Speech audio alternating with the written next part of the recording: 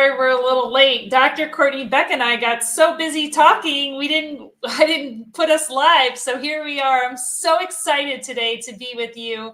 I'm really excited. This is my season of the power of small, where little things can make a big difference. And if you don't know me, I'm Dr. Gina Anderson. I'm a learning scientist, and I'm the CEO of Luma Brighter Learning. And I believe that the smallest actions can spark extraordinary change. And if you're someone that believes that growth doesn't have to be overwhelming, it starts with just one step, then this podcast this season is for you. Each week, I'm going to share with my guests tiny shifts in mindset that in daily habits or learning moments, and how they can lead to massive transformation in your work, in your relationship, and in your life. Because these tiny mental shifts are part of learning. And it's why I created Luma Brighter Learning and its connected learning platform, which brings life and learning through 5 interaction modes. If you want to learn more about my company and Luma Brighter Learning, go to lumabrighterlearning.com. Now, I would really like it if you follow us and follow this podcast on YouTube, on Spotify, and Apple iTunes, because my guests are changing the world, and you never want to miss an episode because something might inspire you today. So drop a comment, leave a little note, because we know the power of small. Sometime a little thing can change just with one little step.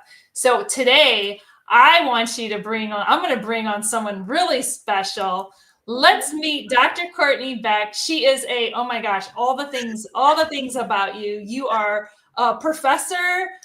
You have to tell me all that you're an expert in, but doctor, I want to say doctor of positivity, right? A speaker, author, all goodness. Thank you so much for joining me today.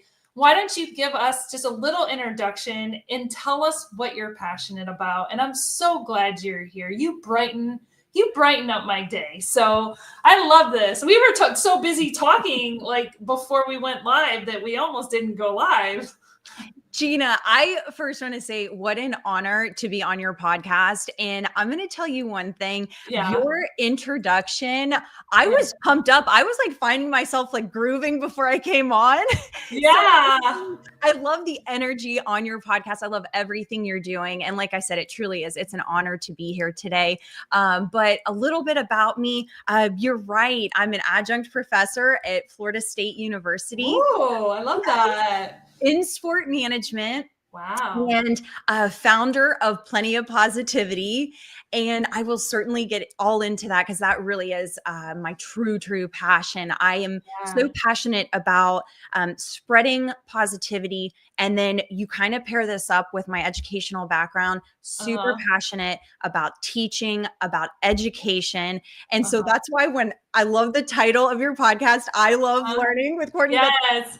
I just love the title of your podcast, and co-founder of Energized Thinking with alongside 2 incredible hosts, Valerie Probstfeld and Ambreen Nadeem. So grateful to be doing that. So that's just like a little background, if you will, about me, what I'm doing currently, but I could certainly share how everything has evolved throughout the years with the power too of sport. Oh, I love that. Look who's joining us. We were just talking about you, Ambreen.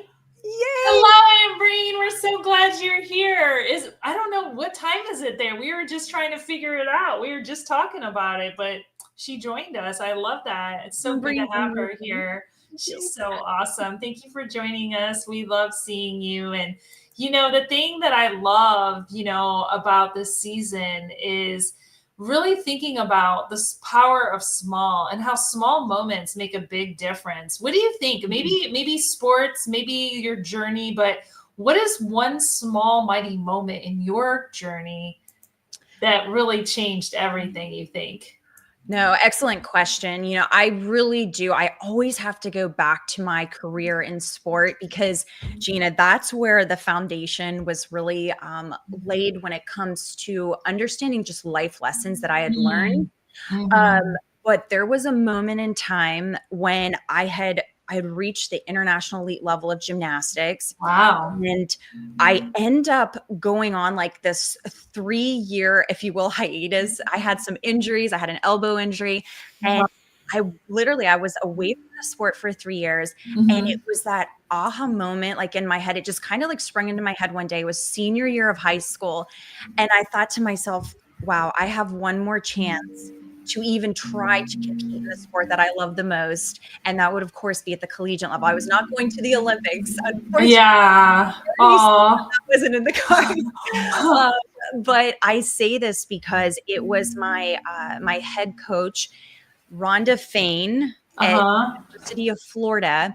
Now, she allowed me to walk onto the team, and like I said, it was after 3 years, which is very uncommon in our Wow. sport and Yeah. almost any sport. Yeah. And then a shout out to my club coach, Jeff Wood. I mean, we kind of laughed about it, Gina. Like when I Uh-huh. first came back into the gym, he's like, okay, he goes, Gladys, like that was, my maiden name. He goes, Gladys, he goes, what's the plan for you? He goes, are you serious about this? And I go, yes, Jeff, I have this all planned out. I don't know if it's going to work, but I have to give it a shot. And it Yeah.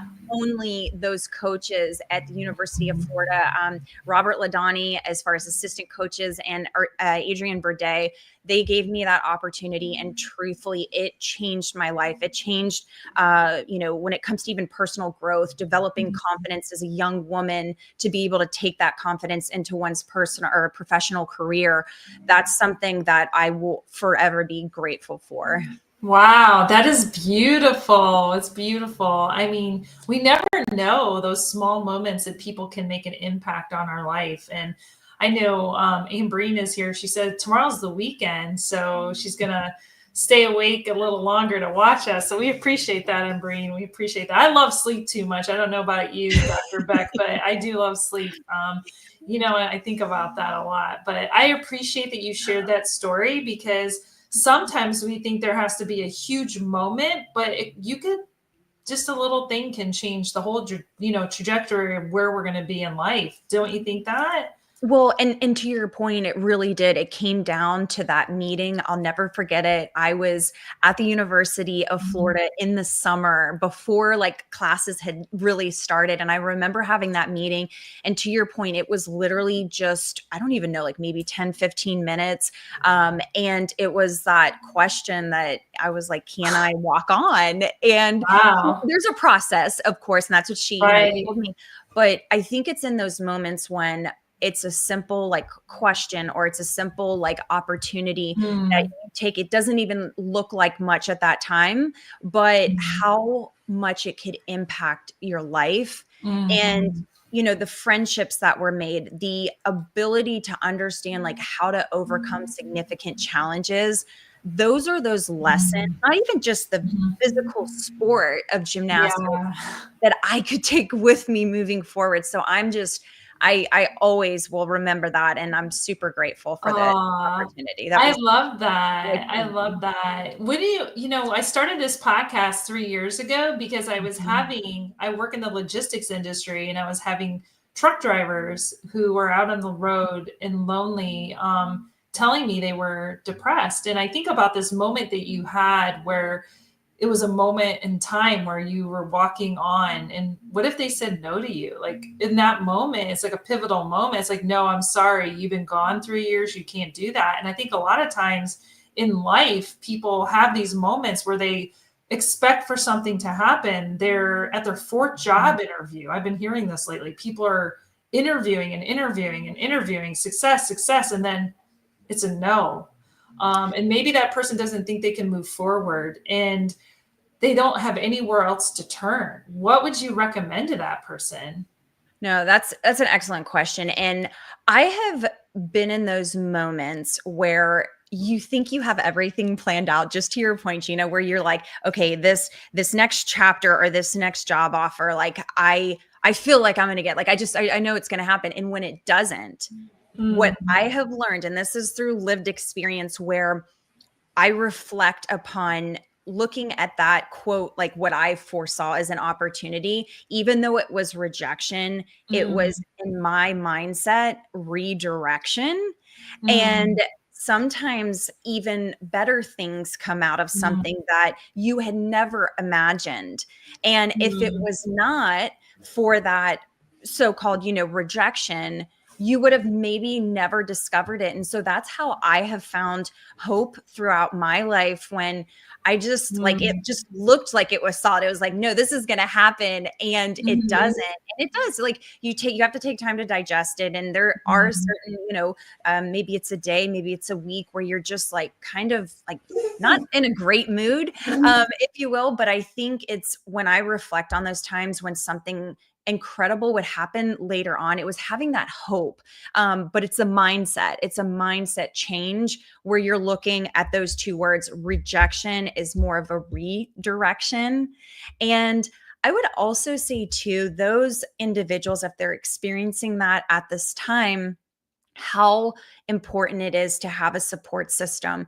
And when I say support system, I'm not talking, 20 cheerleaders on the, sidelines, but really sometimes it only takes like one or two people to keep you going, to keep you encouraged. And most importantly today, Gina, we were speaking about this even on my podcast when you came on, but the power of human connection, like genuine connection and undivided attention, being there with somebody and listening to them. Because sometimes you don't even need to offer advice. It's just about being present. So that's what I would say. I love that. I love that. It's so important. It's so important. You're so positive and I love it. So last week I had Dr. Marlene on my podcast, and she is an incredible leader. If you don't know her, anyone listening, definitely connect with her. She is incredible. But she wanted to ask you this question.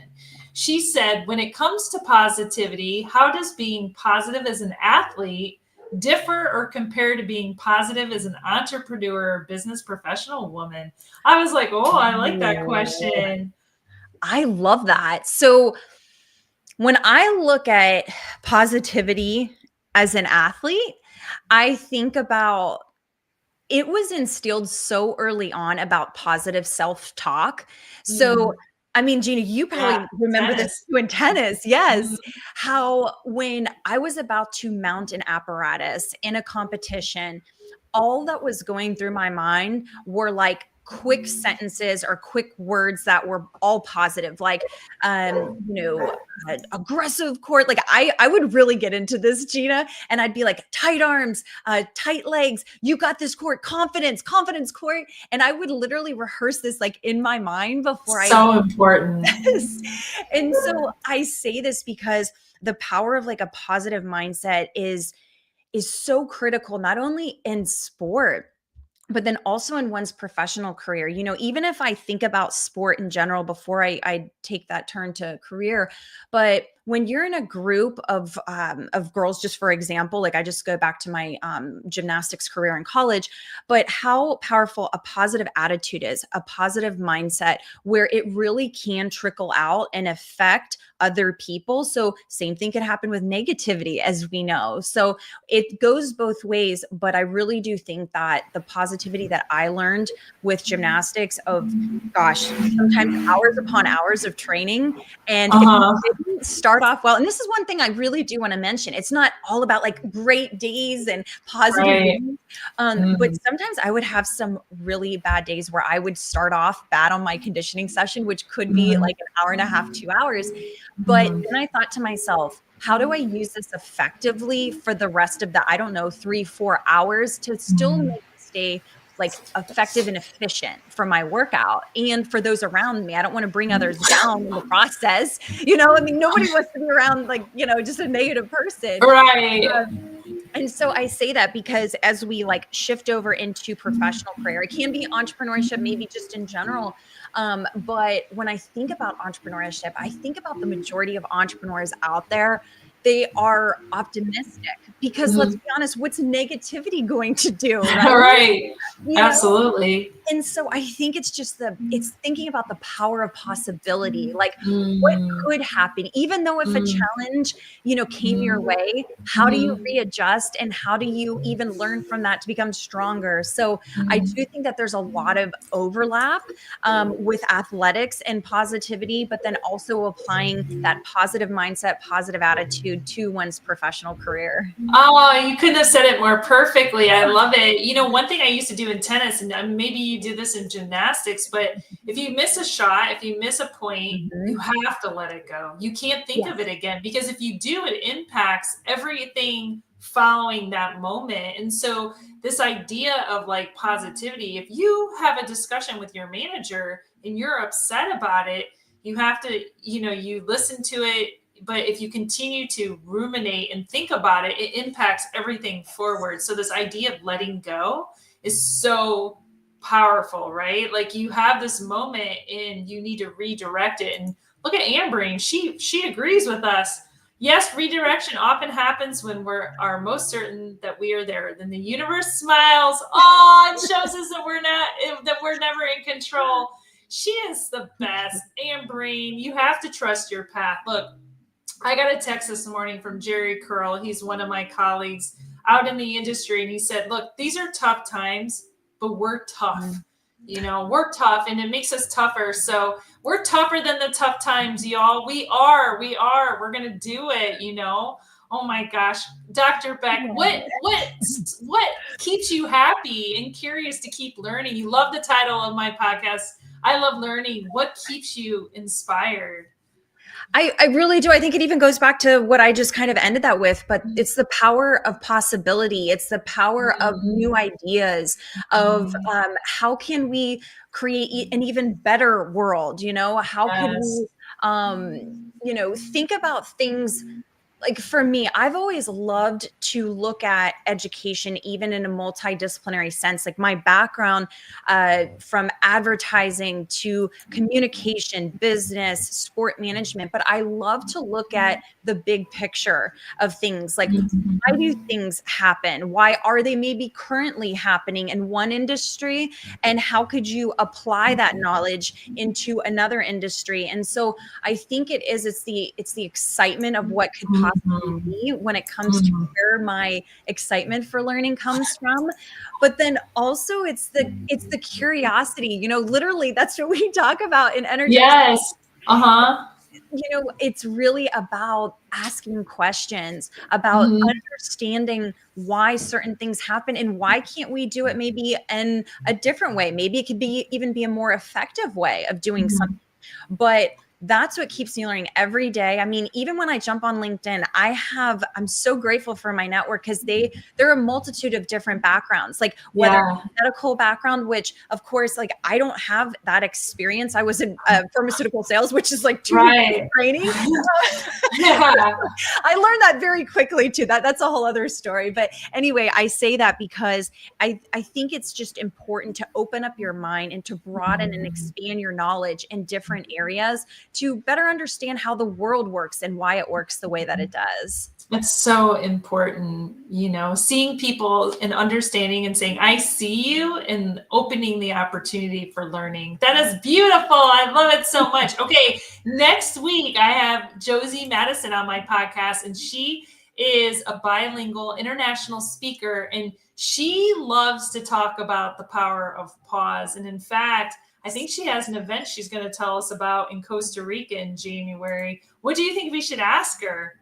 So for Josie, she is amazing. I mean, my gosh, like everything to your point that she's doing. I have a question for her. So this is regarding her signature keynote, which is titled Lucky on Purpose. And so if you allow yourself to be, quote, lucky on purpose, what version of you would you become? Like what could be possible, and what excites you most about that? So wow, let's look forward to that. I can't wait to see what she says. She's an amazing person. So yes, absolutely connect with her too. That'll be awesome. I love that. So I want to ask you one more question before we send us off today.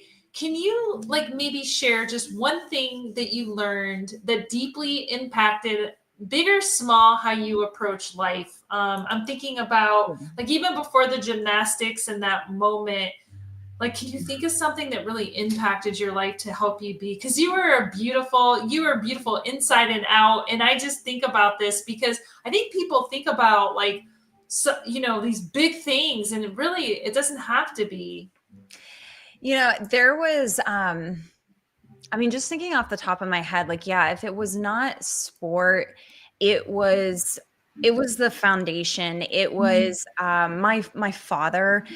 He raised me as a single parent, and one thing is that he had like growing up, he's still with us today, but just speaking, of course, when I was younger, but he had this ability to like ignite my love for learning.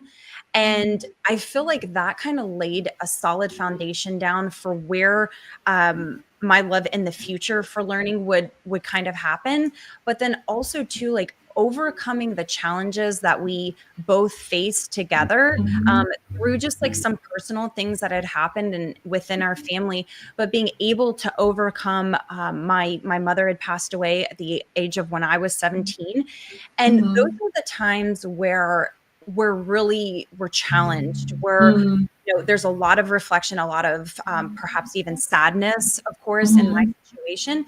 But I thought to myself of what do I have around me, the people that are around me that could uplift me. And my father was just such a rock, like growing up. And so I really do attribute a lot of my foundation, my thought process, how I overcome challenges, due to my father's influence. He was such a positive like influence growing up, and even to this day, like it's so exciting to check in with him. And what are you up to today, Court? I mean, he knows I'm like all over the place.